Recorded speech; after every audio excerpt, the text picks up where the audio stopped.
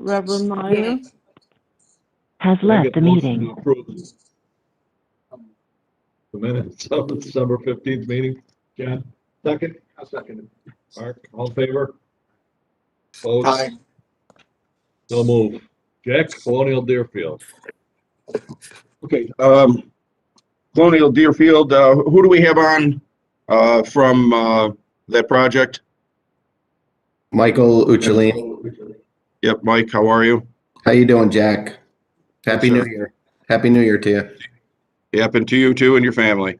Thank you. We have, Yeah, Dan Deegan. yes, Dan Deegan, the law firm Porcelli, Okay, Deegan, and, Toronto. And we have Andrew and, Cohen, who else? Andrew Cohen Andrew from Well Cohen, Towers on. Vice President. Andrew, how are you, sir? Great, how are you? Sorry, Dan. Good. So, first item on the agenda for old business is Colonial Deerfield. We were informed by John Minot that there was a potential buyer for the Colonial Deerfield project. With us is Dan Deegan from the he's the attorney for Welltower NNN, and then also Andrew Cohen, who is with the company itself. On the other side, we'll say, is Mike Uccellini, who is with the current owners, and then also John Minot, who is their attorney.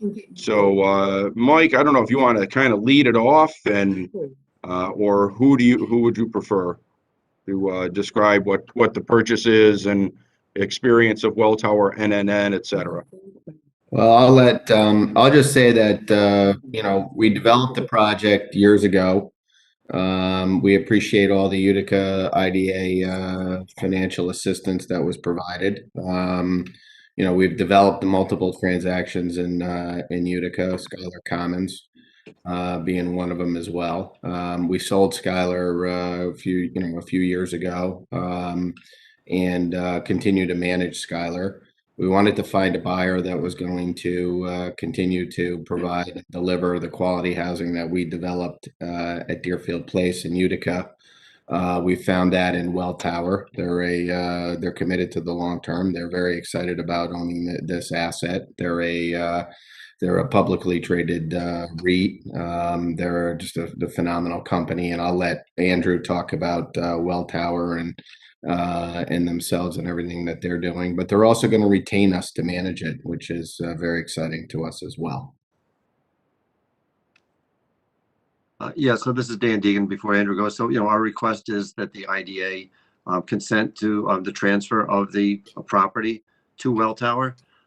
As you heard, Welltower has a tremendous track record, over 40 years of operating major properties. Some of the major brands of housing, Sunrise, Assisted Living, and others are under their umbrella. They are looking to basically buy this property and not change anything in terms of the actual experience of the people living there.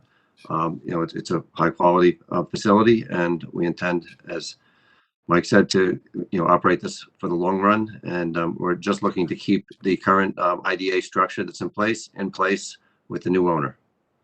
Andrew, I don't know if you want to say anything more about Welltower, what your plans are, but that's pretty much it. We're asking for the IDA's consent. That's well said. Just want to say that we like to think of ourselves as long-term holders. We're very excited about this asset. We're excited that United Group's going to continue to manage it. And one thing that I'll just mention is we are very committed to this asset and committed to deploying the necessary CapEx over the years as a long-term holder. That's something we focus on, and I think is very important. And we're excited about this transaction.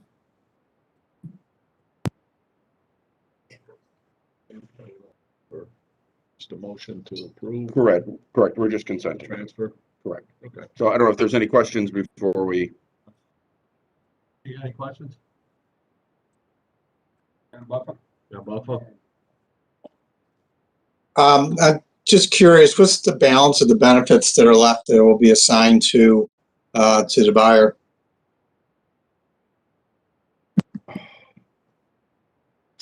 I don't have the specific years, John, off the top of my head of how much longer they have. It's got to be probably around 10 years or so. Jack, I believe, this is John, I believe it expires in 2031. 10 years. All right, thank you.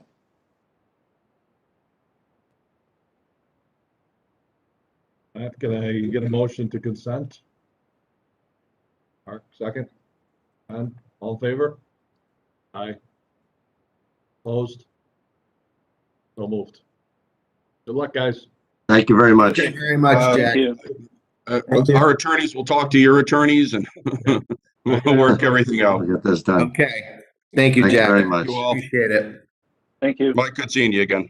Yep, you too. Thanks, everyone.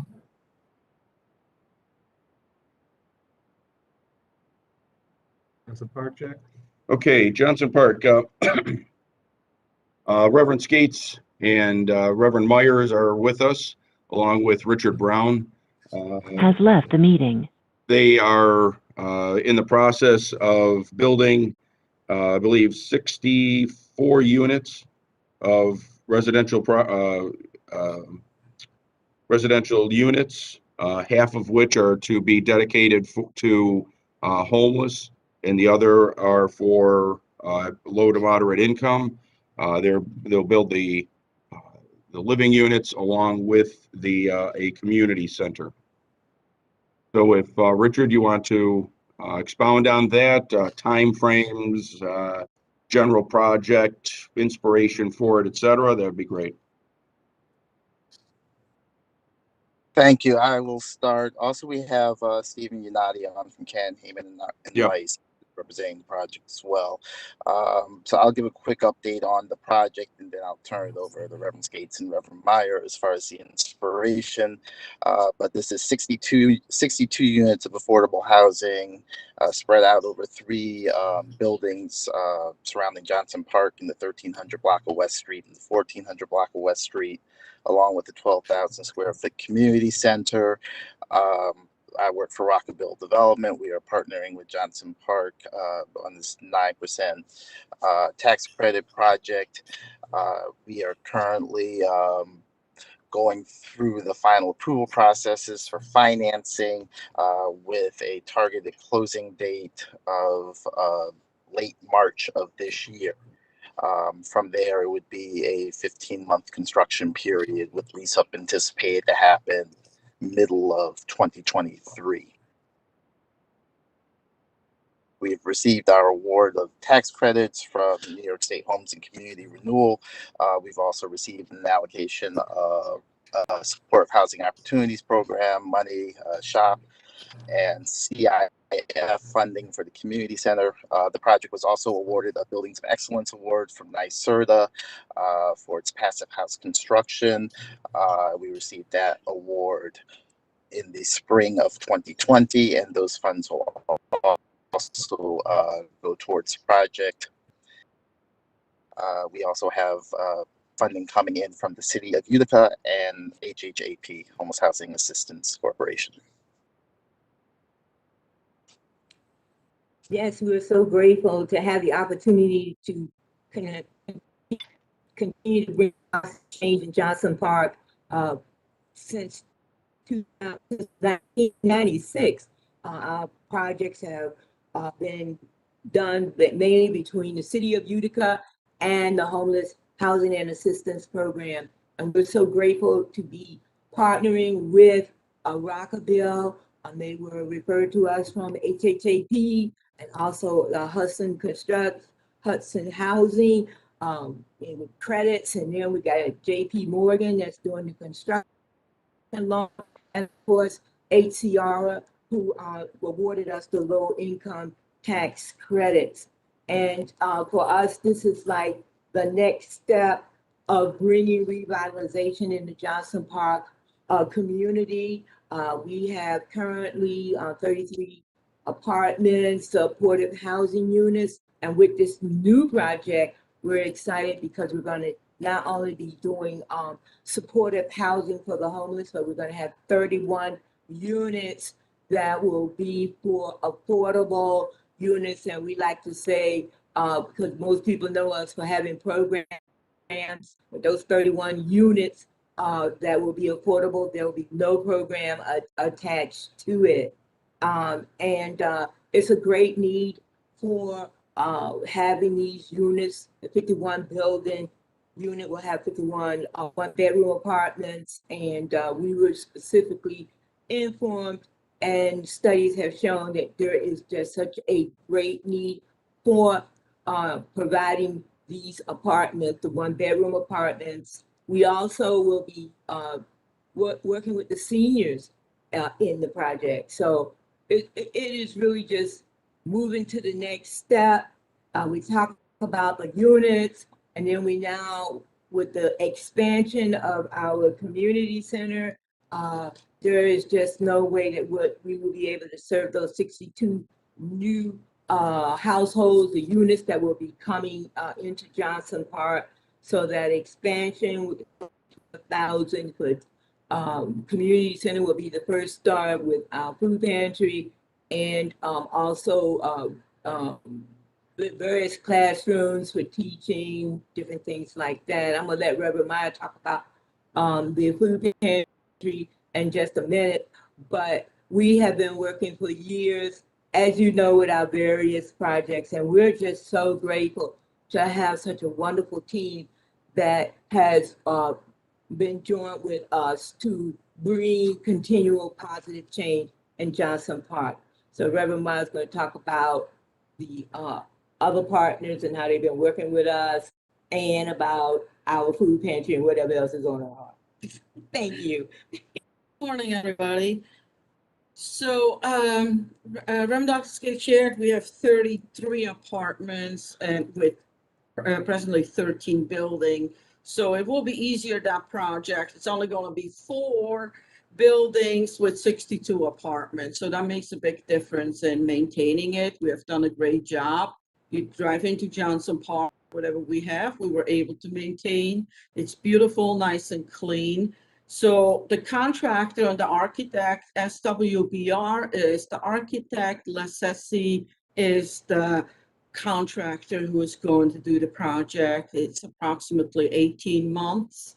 And, you know, everybody's affected with supply delays. So I hope when we start in March, April, that kind of will be lifted up a little bit. Our food pantry, even yesterday and the day before, we were out in the freezing cold and handed out food. So we have grown it out. We have served the whole Oneida County during this pandemic. We were, before the pandemic, the largest pantry. And right now we're the largest food pantry in upstate New York. According to the Food Bank of Central New York, we have served 2,000 households a month. So that equals every week we have gotten a truck to trailer full of food that was passed out to the community. So we have been able to ease the stress of many people during the pandemic. And so we're very grateful. Presently, we have an ESHI contract for 8 units. So with that ESHI contract, we have $775,000 that comes in to operate, to maintain, to hire employees. That is a state contract. That is, we have the award letter for it, and we're working with ESHI to finalize it, work on the budget, so employees will be there to support the residents, to assure safety and security of the building. And as you know, safety is not an issue in Johnson Park because we both live there, and we have been able to prove that we certainly will maintain it, and the extra manpower will help that this will be a safe and beautiful place. Yes, and just want to add there that the technology, as you know, we are a Chodo, and as a Chodo, we have special emphasis on green technology. And so as Mr. Brown brought out, that this is going to be a passive house project. But in our history, we have currently 16 units that are LEED Platinum certified in the middle, in the inner city. It's just amazing. And those units are so efficient. It makes such a difference when you have quality uh, installating and all those things that keep the operating and to keep the operating costs down, maintenance costs down. And that means more money that can be used for the program. The same thing will be happening as we are expanding the community center. That will also be green. We're looking to have LEED Platinum certification because, you know, when you're dealing with the population that we are, you know, there is a question always about will you be able to maintain, will you be able to operate once it's built? And so with the fact that we are looking ahead, forward thinkers, for the long haul, that these buildings will last a long time, the community center will last a long time, and the cost to maintain and repair will be low because everything is green. So we are definitely very excited about the project and our neighborhood and our neighbors, and we're going to be making sure that everyone understands or know about what green technology is, and maybe they want to get involved. And we're going to make sure that all those NYSERDA grants and incentives and different things will be a part of the project, as we are a part of the heat pump project that the city of Utica has. I know it got stopped in the middle of this pandemic, but we're still rolling, and we're looking forward to our other units, the housing that we already have, those 13 buildings. We're looking to make all of those green too. So do you have any questions? Sounds like a great project. It's amazing. It is amazing. Anybody got any questions? John, Mark? I'm gonna read the, Do I remember correctly from your application that you already own the land? Yes, we own all the property. Yes, we do. Thank you. You're welcome. Okay, so we're here to consider an inducement resolution relating to the Johnson Park Green Living LLC facility, granting preliminary approval for financial assistance in the form of real property tax exemptions, estimated value $1.461, $332 million for a period of 32 years, which is a deviation from the agency's uniform tax exemption policy, and authorizing the agency to conduct a public hearing. Pardon me. Also consider seek a resolution relating to the Johnson Park Green Living LLC facility.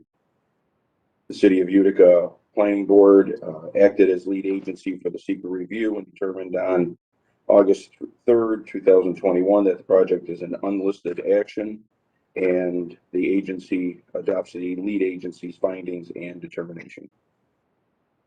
Okay. I get a motion to accept? I'll move it. John? Second, John? All in favor? All right. Opposed? Good luck, Reverend. Thank you all. Thank you. Great project. Thank you. Richard, Thank we'll you talk to you so soon. much. Okay, thank you. Welcome. Thank you. Yeah, bye-bye. Bye-bye. Thank you, bye. Thanks, Stephen. Thank you. All right, Oswego Street. Okay, with us we have James Trasher and I'm gonna kill your last name, Wendy, but Linnell. Actually, you did very well. Okay, is it French? Yes, it is. Okay. So we had a application from this applicant 1 year ago to build an outbuilding on the 1002 Oswego Street lot there. Due to COVID and rising construction costs, the project put on hold for a little bit. They with the idea that the auto parts store moved to the outbuilding. Since that time, UCP is going to be occupying the outbuilding, and so if Jim, if you can talk a little bit about the project, what else you what else you have to do for to the property. Okay, thank you all. So, Jack, there's huge feedback. Jack, do you have feedback on your side? Yes, we do. Okay, just blows my brain out. This early in the morning. So previously, we were looking at the expansion and moving United Auto Supply from the existing building to the new 600 square foot building. But through negotiations with UCP, they want to expand their behavioral treatment facility at this location, keeping their current facility in the existing building and occupying 20,000 square feet over the new building. They will create 20 plus new jobs at the facility. United Auto Supply will keep their existing facility. So it's really a net benefit to the community. There, as everyone knows, this is a former Boswell site, so there's still, the state spent a lot of money cleaning up the site, but there's still additional cleanup that needs to be done as part of the site work. So we previously had been here, got the project approved, just looking to modify so that the job creation, salaries, things that we have to report to Jack on a yearly basis are correct and accurate. So those updates are reflected in the application and the supporting documentation that has been provided.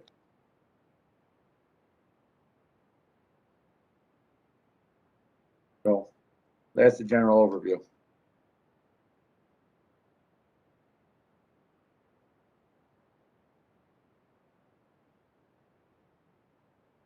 And with that, Jack stood up and gave a clap. Yes, we had approved this project a year ago, but then it lapsed again because of the COVID and just outside forces. No, the seeker stays the same, same size building as they were originally anticipating. And if you recall, with this project, the outbuilding was originally called out for, yes, for a grocery store. It was going to be a nice and easy, the gas station, a little restaurant type of deal. But I can't remember the gentleman's last name, John something. He had passed away, and so that, what was it? John McDougall from Nice and Easy. When we were going through the negotiations, he had health issues and sold the business and passed away. So originally this, there was an outbuilding that was expected on the property. So then they eventually came to us, made some we're going to make some modifications in the existing building and then stick the auto parts out last time. But now UCP is going to occupy that space and the auto parts store will just stay, in place where they are. The what is it? Yeah, right now it stands at 4.5.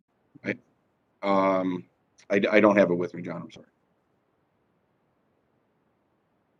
No, the pilot, I sent that along to everybody. So the only thing that they would have gained is having 3 years left in the pilot of the existing project versus the 2 that they have now. So then they'll pay the whatever the existing pilot is, then they'll just add it to the 5-year pilot that we have for this new building.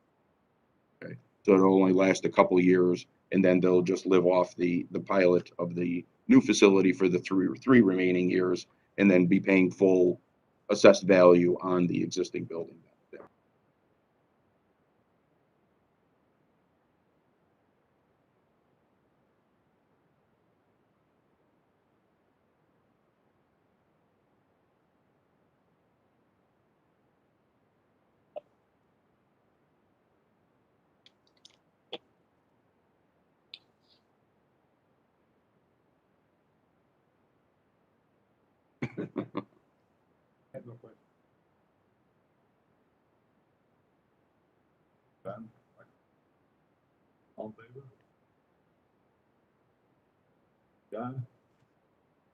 I can't hear you, Jack or Vin.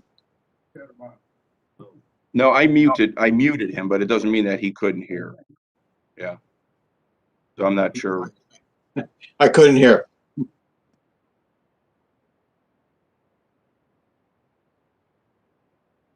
Yeah.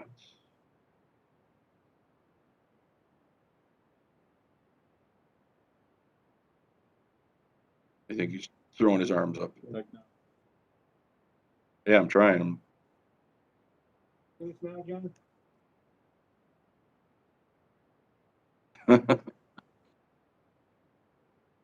Okay. Good luck, then. Good luck. Thank you.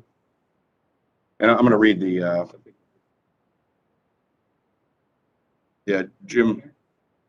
Yeah, well, yeah. It was, so I'm going to read the spiel here anyways. Consider an inducement resolution relating to the 1002 Oswego Street LLC facility, granting preliminary approval for financial assistance in the form of exemptions from sales tax, estimated value at $218,750, exemptions from mortgage recording tax, value estimated at $18,750, and reduction of real property tax for the 5 years, estimated at $863,149, which is a deviation from the agency's uniform tax exemption policy, and authorizing the agency to conduct a public hearing. Okay. Yep.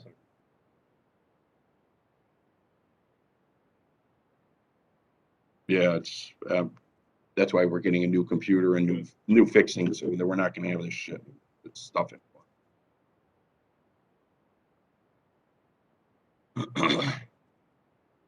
James, can you hear me? Yes.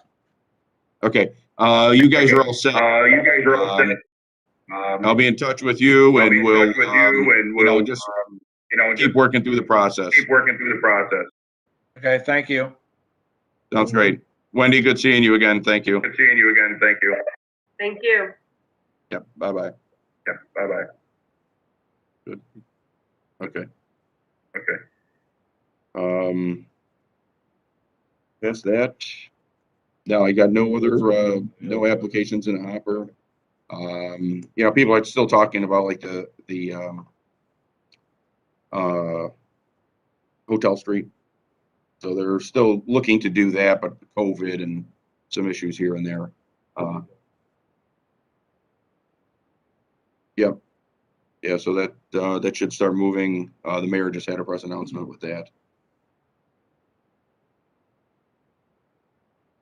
No, I mean, it's considerably smaller than this. I don't know if oh, really? Oh, interesting.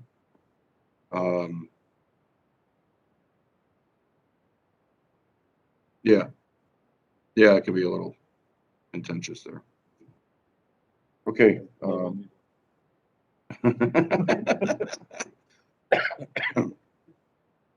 Motion to adjourn. Okay.